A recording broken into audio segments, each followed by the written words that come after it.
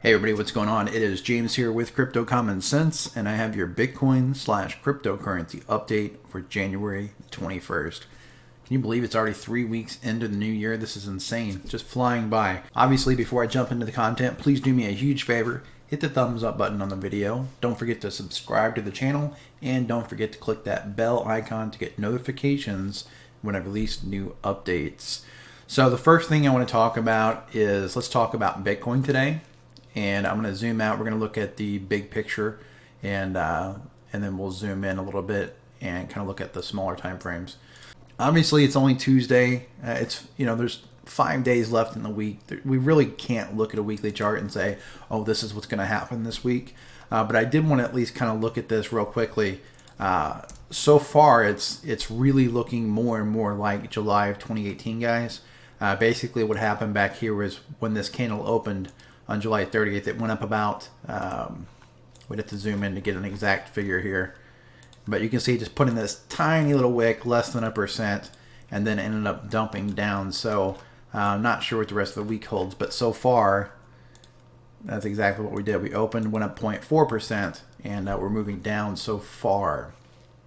Now, whether we move down this week or whether we move up, who the heck knows, right? 5 days left. But as long as we move down, we're going to stay inside of this box. And of course, as I've talked about it time and time again, this is the bear market box. We want to stay within that box if we're a bear. If we're going to be bullish, we want to see this break out of the box. By the way, guys, I just want to address this real quickly. It's not that often, but once in a while I get these people leaving these comments saying this guy's emotional. You know, he's tied to his analysis. He doesn't want to be wrong. Okay, I'm going to put this out there because the channel's grown quite a bit since I last talked about this. If I'm wrong, I make more money than if I'm right. My ego does not pay the bills. My ego does not put food on the table. I have no problem being wrong. Okay? My software business made more money in 30 days during a bull market than it's made in the last 18 months during what I would call a basically prolonged bear market with one big rally in the middle of it. Okay?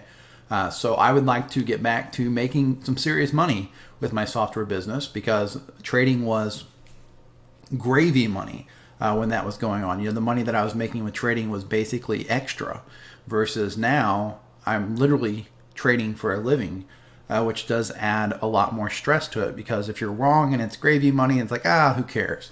If you're wrong and you got to pay your mortgage with it, a little different, okay? So, no, I don't have an emotional bias. The bearish bias, it's not that I'm a bearish bias because of emotions. I'm bearish because we're in a downtrend. And until we break out of a downtrend, it doesn't make any sense not to be bearish, okay? I would counter that argument with if you're bullish, it's because you have an emotional need for this.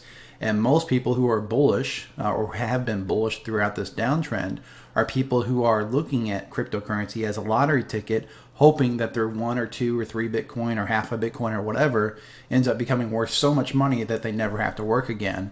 And I think the chances of that happening are almost slim to none. Okay, even if this thing goes up to $50,000 to $100,000, you got to pay taxes on it, right? Once you cash it out, and I don't know about you, but I can't live the rest of my life on $100,000, right? Really, you're going to need double-digit Bitcoin if you're going to retire off of this, and that's if it goes up to 100 grand. Okay, so that's kind of what I'm seeing on the weekly. I do want to open up a new chart, take a real quick look at the monthly. So if we look at a monthly chart, I did think this was interesting the other day. If we draw this, we can see that it's trying to break out of its little trend. But so far it hasn't. And in fact, if you draw this from wick to wick, right up here from June to July, you can see that this actually came up and made a perfect, absolutely picture perfect touch of that downtrend line. Now, what's interesting is one of the people on YouTube, one of the viewers pointed out, they said, hey, could this be a cup and handle pattern forming? It actually could. It's not usually the way it works. Usually cup and handle patterns don't last this long. But, technically the shape is there, right? You've got the cup here. You've got this handle forming. And, when it eventually does break out, just to give you an idea of how this works, a cup and handle you measure from the bottom to the top of the, basically the top of the cup, which would be about $10,739. and then you pull it over, and wherever it breaks out at, that's your target. So for example, if this was able to break out right around this area, it would put the target up around 20 grand, which was interesting, I thought, because look at that. Would line up with that old high. So what we may see is this thing may end up breaking out at some point of this down channel, and maybe it is a cup and handle. Maybe it does pump all the way up to 20 grand, okay? I don't think it's ready to break out yet, but it's worth keeping an eye on, and that's definitely something that's kind of exciting as a bull, right? When this finally does break out and I finally do flip bullish, it would be nice to think that that is going to be the first target that we can watch for. On the on the monthly level, if we put this on a log chart, and now I've screwed up my scale, so let me reset that. We'll go to log chart. There's really two ways to look at this.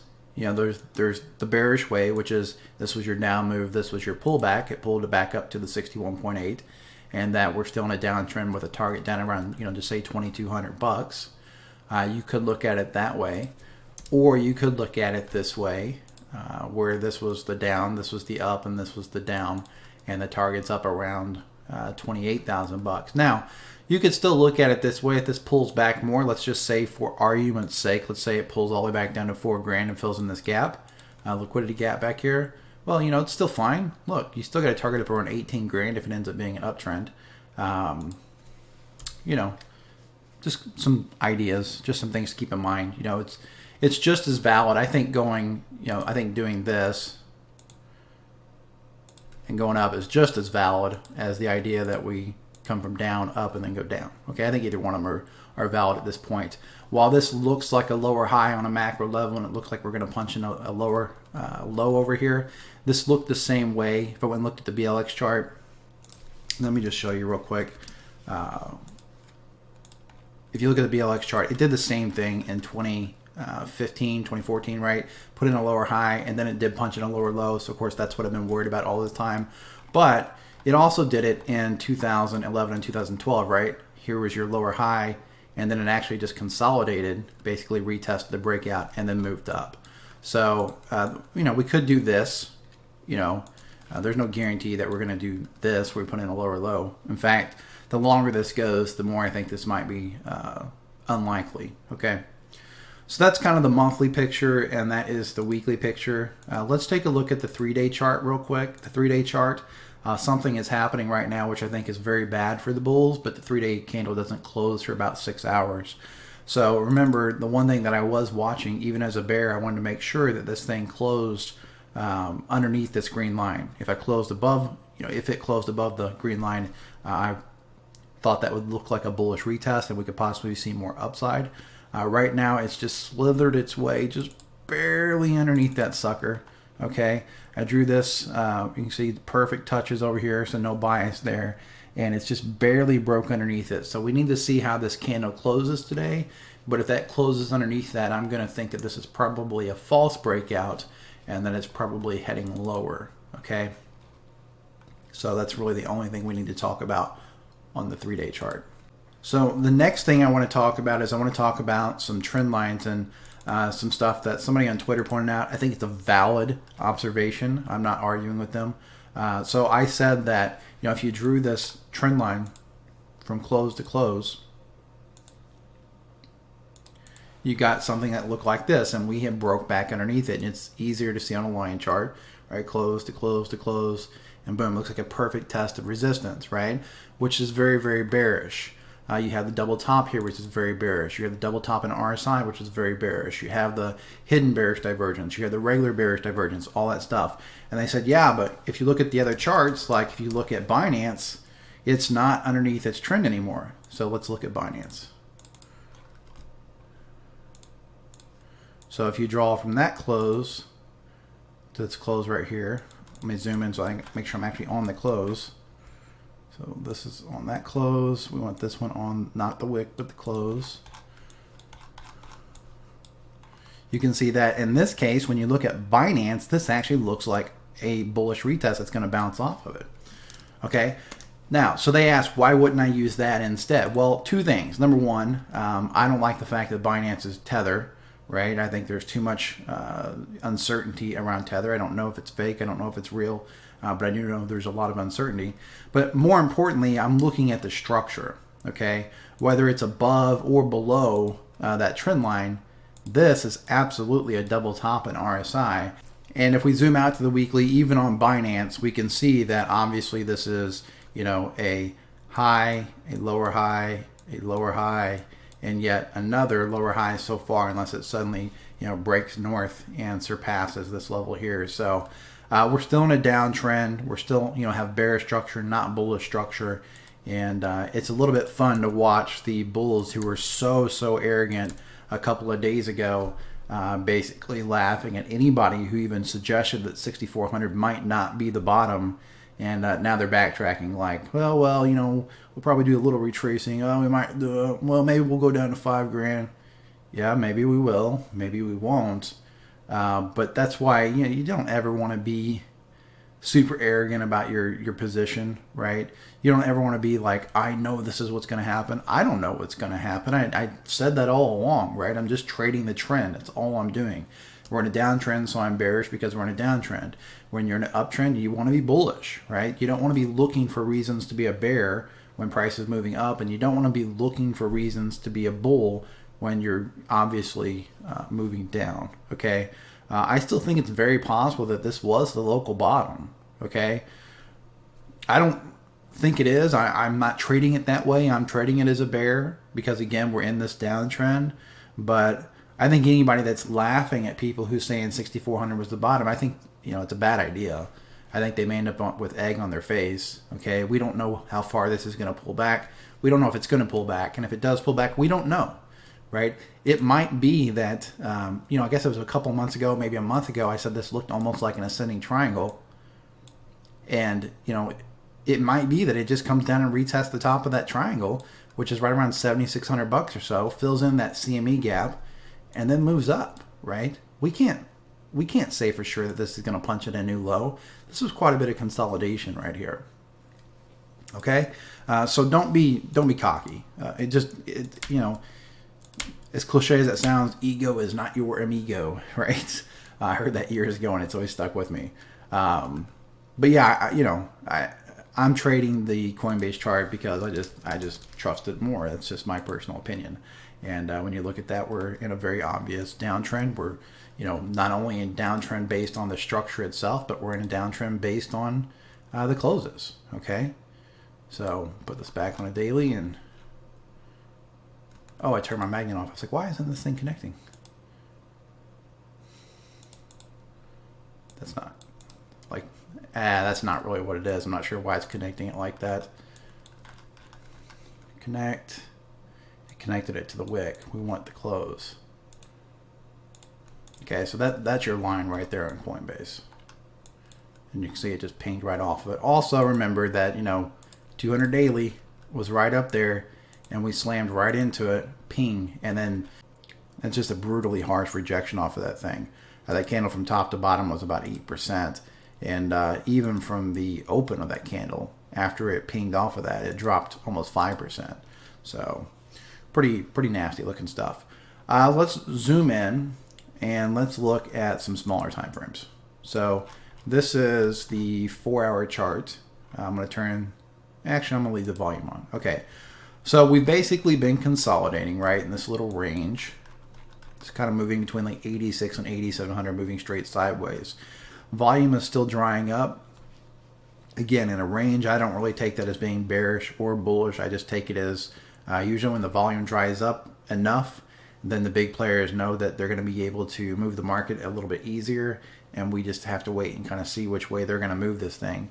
It could be that they want to move it back up and fill in the gap. Right, this is a liquidity gap right here, and there's also a gap on the CME, right? You can see it right here. So this was the CME gap, and it's been acting as resistance. It hasn't been able to get up there in that. Now that being said, it's important to remember that this is a gap on the smaller time frames. On the daily chart on the CME, there is no gap at that level, right? Look at this. There's no gap there on the daily. That's just a smaller time frame deal. Okay? And right now, the CME, the 200 daily moving average on the CME is actually $8,670, and you can see the price is sitting at 8,675, so it's sitting right on the 200 daily. So if it loses that 200 daily on the CME, that's going to be one more feather in the bear's cap. Okay, I would be watching that level. But back to my 4-hour chart. So basically, I've drawn a couple of lines here on the RSI. That's what we're going to look at real quick. We basically had this bottom level of support. It's sloping up, and we've yet to come down and retest that. And then we had this little bit wonkier line here that, we had plenty of dips underneath it, but it seemed to be this line was finding support here, support through here, support here, right? A little bit of support here. It didn't quite get there. And so far, it seems to be acting as resistance through here. So I'm watching that because, in my opinion, if we break north of this, it could be a sign that we're going to get some type of small pump. When I say small pump, the type of pump that would go up and fill in that CME gap, okay? On the 4-hour, our 200 moving average is down around $7,800 down in that ballpark, closer to 7,800. So, maybe we'll just go down and retest it. And of course, depending on how you draw your Fibonacci levels, if you draw them from back here to up here, your 61.8 is going to be down around like 7,700-ish, 7,748. And if you draw them from the low back at 64.30, then it's going to be down here around 7,400 or so, which, again, that was an old level of resistance and support. So I actually think this level makes a lot of sense, right? It could come down there and then bounce off of that. We'll have to wait and see. One thing that I saw, somebody actually tagged me in this post earlier, and this is somebody, I don't know the person that posted this at all, so I'm not saying they're good or bad or anything. I have no idea what their track record is, but they are looking at a larger fractal. This is not my quote-unquote July of 2018 fractal. This is like the entire bear market, and they've drawn, I guess these are Elliott waves. I'm not an Elliott wave trader. I just understand the very, very, very basic stuff, and that's it. But essentially, they're saying that we had this rising wedge back here, same way we have now, and that they found some similarities in the RSI with rising wedges, so on and so forth. They found volume similarities where volume was drying up, and what they're calling for essentially is capitulation, which is what I've talked about several times. In a bear market, you end the bear market with capitulation. So they've thrown this fractal on here, and if it plays out, this is what we'll get. We'll get this big down move to around, according to this chart, it looks like around 6,500 or so, 6,600, a bounce back up to around, $8,000 sideways movement, and then finally a dump out. And this chart, it looks like they've got a bottom down around $3,600 to $3,700. I like the fractal. Makes a lot of sense to me. It would satisfy my desire to see capitulation so that I can feel comfortable going long, right? That's what I want to see. I want to see it where it's like, okay, there's not many reasons left to be bearish.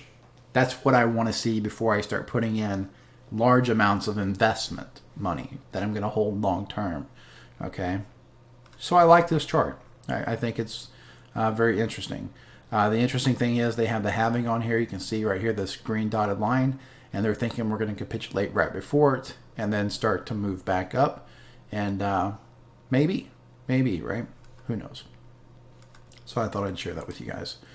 Overall, though, I'm not seeing a lot of reason to be bullish. Okay, guys, we're back in the downtrend. The 200, just didn't break and close above it. Our volume is drying up. Basically, when the volume dries up like this, instead of just looking at it on a chart and being like, oh, volume's drying up, you have to ask yourself, what's that mean? In real life, what's it mean when the volume dries up? It means that people aren't interested in buying Bitcoin at $8,600. That's what it means. It means that you don't have buyers thinking that's a great deal, right? Now, it also means that you don't have sellers thinking that, that's a good price to sell at. So psychologically, the market is at a standstill. The buyers and sellers, the buyers don't like the price, the sellers don't like the price. So you get low volume, okay? And once that starts to move one way or the other, the volume picks up because then one side is proven right. So if it starts to go up, then the buyers get excited and they're like, oh, okay, this was a good price. And they want to buy and FOMO in.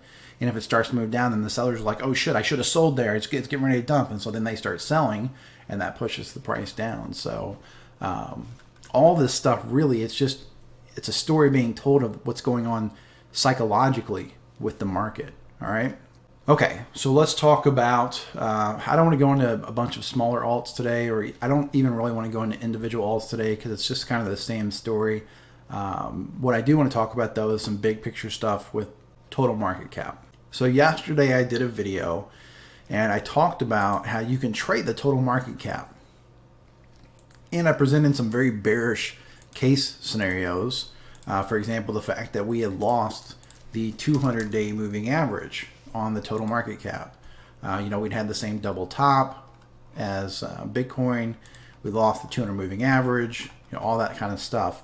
And in fact, right now, it looks like the 200 moving average is at 234.5. Price is sitting just underneath it, so we still haven't regained it, which is bearish in nature. But what I wanted to do today was show you something that was bullish on this total market cap. Okay, so I'm going to get rid of volume, and I'm going to get rid of the 200 moving average. And we're just going to look at this without any of that line stuff on there. So let's take this away. Let's take this away. Let's take this away. So this is the total market cap. This includes Bitcoin. This includes all the altcoins. And right now I have it on a non-log chart. If we draw this Fibonacci level, we can see that it actually came down into the golden reload zone, not the golden pocket, but the golden reload zone between 61.8 and 78, the 0.786, right? And if we put this on a line chart, we can see the same, looks like a strange looking triangle here, okay, that broke up. What's more interesting to me about this is there's no way to draw this and get the same type of downtrend that you get with Bitcoin, okay? If you draw this is a weekly chart, no matter which close you use, even if we go from this close to this close, we're way above it. Let's change this to a daily, right? And see what we see there. So if you go from wick, I think I just said close to close, but I meant to say wick to wick. Wick to wick, it looks like a breakout with a retest and further upside. It looks bullish. If we go from close to close, so we go from this close over here in June and try to find another close that makes sense. A little higher right here. Okay, so if we do that, we can see that's pretty well respected. And again, it looks like back in November, we actually had a bullish retest of that. Looks like we broke out, came down and retested it, consolidated, and started to move up. That's not bearish. That's actually bullish. That's very bullish. If I saw that on Bitcoin, I would probably have to say I wasn't a bear anymore. Okay? So it's interesting to me because the total market cap is not telling the same story as Bitcoin, right? Not at all. Not in my opinion. If we look at a monthly chart, remember how Bitcoin was still inside of that channel? Well, the total market cap isn't, okay? No matter which one of those wicks we use, unless we just use this wick, we broke out of the down channel. So something looks like it wants to go up, and whether it's Bitcoin or not, I don't know. But this does look very interesting to me, and I wanted to point it out. I thought it was worth mentioning, right? It looks like what we did was come down and test this area right here around 164 billion and bounced right off of it. Okay. If we look at the, by the way, just to be clear, I'm not saying that right now this is going to keep going up. It did run into resistance at the 200. It could be that it pulls back and then takes another run at it, right? If we jump over to the total market cap for altcoins, we get something, very similar if we start drawing these trend lines. This is a monthly chart. You can see that it's broke out of its monthly downtrend. If we put it on a daily chart, and let's draw all this from close to close. So it might be a little harder to find some good points to attach it to. So it looks like there's the high there. There's the high. Looks the same way as the total market cap, right? Look at this. Looks like this thing actually broke out of the downtrend back in September, came down and retested it, and then consolidated sideways, right? This would have been another reason or another sign that you might have wanted to start looking for alt positions. Even if we draw this way up here so that it looks like this, we've still broke out of that. It's going to be difficult to find a way to draw this where it looks bearish, okay?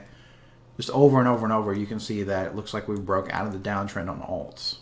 It was a much more steep decline than Bitcoin, so maybe that's why, and maybe that's what's pulling up that total market cap the way it is. But the alts don't look near as bearish as Bitcoin, and if we put a 200 moving average on the alts on the daily, they're still above that thing, and they've been finding support on top of it, which is bullish in nature. Okay, and that's the total market cap. Obviously, individual alts are going to perform differently. There'll be some that are big winners and some that are big losers. That's just the way it works. But if we start drawing Fibonacci levels, on this, it's the same thing. We had a really nice retracement on this thing. This is a non-log chart, and it looks like we pulled back all the way to about, if I had to guess, that's probably somewhere around 81 to 83% on the fibs. When you get a parabolic move, 80% pullback is pretty typical. So, the bottom could be in for a lot of these altcoins when you look at the total market cap. That's just, that's my non-biased opinion of that. And I say non-biased because the reality is, sure, I'd love for it to go down so I could buy more of them, but I'm also holding a bunch of alts. So if it goes up, that's cool too, right? The altcoins that I'm holding, I bought most of them after they'd already dropped 80 to 90%. So even though my investment wasn't massive in those altcoins, for them, even if they just return to old highs and never make new highs, I'll do extremely, extremely well on those. So, I'm good either way. Okay. We did put in a higher high. Well, not really. On the line chart on the daily, we didn't look at the weekly. On the weekly, where did this close at? This closed at 76.2 billion. This closed at 75. Hasn't put in a higher high yet. Okay, depends on where this week closes at. Right now, we're above that line, but pretty darn close to it. So hard to be bearish in alts. Okay, hard to be bearish in alts. We'll see. The one thing that I do want to wrap up with, guys, is don't fall asleep at the wheel through here, right? Bitcoin is doing this ranging thing. It's boring. There's not a whole lot of trade opportunities, at least not good trade opportunities in my opinion. And this is the point where a lot of people take their eye off the ball. They end up, getting a little bit complacent. And this is the point where Bitcoin often decides it's going to make its moves, right? The same thing happened back here. In December and January of 2018, it was fairly boring to trade. There's a couple of moves, but then it got kind of rangy. But if you took your eye off the ball back here, this is where you really wanted to be longing Bitcoin, okay? And then if you didn't, you missed this entire move. So wouldn't take your eye off the ball. If this thing pulls back, and especially if it finds support, around the $7,500 area, it's the $7,700 in that ballpark. It could be the equivalent of this right here, okay, where it bottomed, had its pump, came back down, and then broke, okay? So it could be that this was this, that we're going to get this, and then our next move is going to do something like this, right? Again, that's the bullish scenario. If it breaks through that $7,500 level, then I think it's more likely that this was nothing more than this back here, okay, which is that July pump, and then all it did was come back down, move sideways, and finally capitulate, which is what I lean toward, right? I lean toward it's probably going to come back down, move sideways a bit, and then dump. So that's my take on things. That's my opinion. That's all it is an opinion. One thing I do want to point out, guys, I've had a lot of people leave comments in the past saying, James, I made a bunch of money on this trade because of you. I made X amount of dollars because of you. You kept me from being bullish. You kept me from getting wrecked, all that kind of stuff. First off, that's freaking awesome. I love those comments. Please always feel free to leave those types of comments. But I do want to point out and just remind you guys, it's very important that you remember that I will be wrong, okay? It's only a matter of time until this trend does turn up. And by being bearish and waiting for it to turn up and confirm that it's turned up, I'm guaranteed to miss the bottom, okay? So that's part of my trade plan. It's figured into my trade plan. Your trade plan may be different from my trade plan. So always remember that I'm okay missing the bottom. If you're not okay missing the bottom, you want to be very careful, right? Because when you wait for confirmation, you're always going to miss the bottom, okay? That being said, I am obviously some guy sitting in a spare bedroom, so you should always do your own due diligence and seek out professional investment advice. before making any type of investment in cryptocurrency. If you enjoyed this video, please be sure and give it a thumbs up. Don't forget to subscribe to the channel. Don't forget to leave a comment. And don't forget you can check the description for links where you can follow me on TradingView, Twitter, and where you can join my free Facebook group. This is James with Crypto Common Sense, reminding you to please trade safe.